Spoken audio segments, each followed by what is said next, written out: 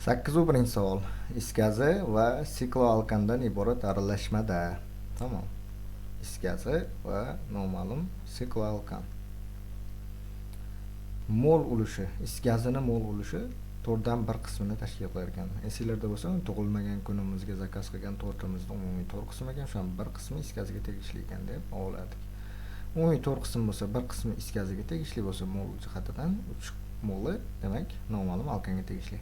Massa ulushi 7dan 1 qismi 7dan 1 qismi is gaziga tegishli bo'lsa, demak 6 qismi sikloalkanga tegishli bo'ladi. Is gazining massasi 28, o'sha 1 qismni tashkil qilyapti. Qolgan 6 qismi esa sikloalkanga tegishli, ya'ni 3 molga. Hisoblasak, 8 168 ekan. Sikloalkanning 3 molining massasi 168 gram ekan. 1 molining massasi qanchaligini aniqlayman. Chiqadi 56. Xo'p. Sikloalkanning umumiy massasi 14 n ga teng bo'ladi. Bu 56. N esa 4 ga teng ekan.